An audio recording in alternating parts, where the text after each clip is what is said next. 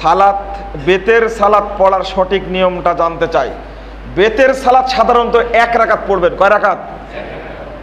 1 রাকাত পড়ার চেষ্টা করবেন। 1 রাকাত পড়তে গিয়ে 1 রাকাত পড়তে গিয়ে শুনুন, ভালো করে শুনুন, সাধারণত 1 রাকাত পড়ুন বেতের, মানে 1 রাকাত বেতেরকে বাংলাদেশ থেকে তাড়িয়ে দেওয়া হয়েছে। আপনি 1 রাকাত বেতের চালু করলে 2টা নেকি পাবেন, পড়ার নেকি পাবেন আর বেতের সালাতটা অব্যাহত রাখার নেকি পাবেন একটা। তো সূরা কেরাত শেষ হয়ে গেল, হাত বেঁধে সূরা ফাতিহা পড়লেন, আরেকটা সূরা পড়লেন, সাথে সাথে আল্লাহুম্মা হদিনি ফিমান হাদায়াত ওয়া আফিনি ফিমান আফায়াত এটাও পড়লেন। পড়ার পরে সরাসরি রুকু থেকে গেলেন, সেজদা করলেন, তাশাহুদ পড়লেন, সালাম ফিরায় দিলেন। এটা হলো একটা পদ্ধতি। তবে আল্লাহু আকবার বলে মাঝখানে আবার হাত বাঁধবেন না, এর কোনো ভিত্তি নাই।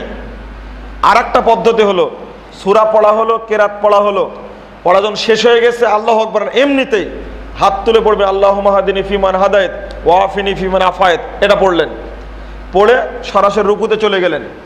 রুকু থেকে উঠে আপনি সরাসরি সেজদা করে তাশাহুদ পড়ে সালাম ফিরে দেন। আর একটা কুনুতে নাজেলার নিয়মে সূরা কেরাত শেষে রুকুতে গেলেন, রুকু থেকে উঠে হাত তুলে পড়লেন, এটাও পড়া যাবে। তবে হাত মুখে মাসা করা যাবে না। কয়টা পদ্ধতি বললাম? মনে থাকবে? উল্লেখ্য যে বেতের কুনুতে আল্লাহুম্মা ইন্না নাস্তাইনুকা নাস্তাগফিরুকা ওয়া নাতুবু ইলাইকা ওয়া নুসনি আলাইকাল খায়র এটা পড়া যাবে না, এটা কুনুতে নাজেলা।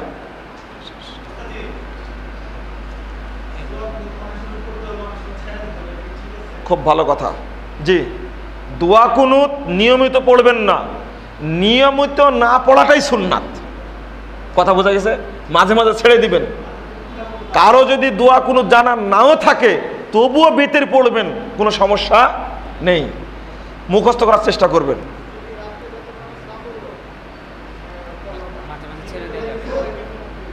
আচ্ছা, বিষয়টা হলো আগে পদ্ধতি শুনে নেন।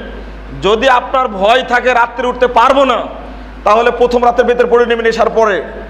আর যদি ইয়াকিনান বিশ্বাস থাকে উঠতে পারবো, তাহলে আপনি পড়ে নেবেন। আর একটা বিষয় হলো, হাদিস আসছে যখন ঘুম থেকে জাগবেন তখনই বেতের পড়ে নেবেন। যদি ফজরের আজান হয়ও তবু আপনি বেতের পড়বেন, তারপর 2 রাকাত সুন্নাত পড়বেন, তারপর ফজর পড়বেন। ঠিক আছে কথা? হাদিস আসছে কারো যে বেতের কাজা হয়ে যায় ফালিও সল্লিহা ইদা যাকারাহা, যখন স্মরণ হবে তখন যেন পড়ে নাই। এই হাদিস প্রমাণ করে বেলা উঠার পরেও বেতের পড়া মুবাহ, পড়া যাবে, 1 রাকাতে পড়বে।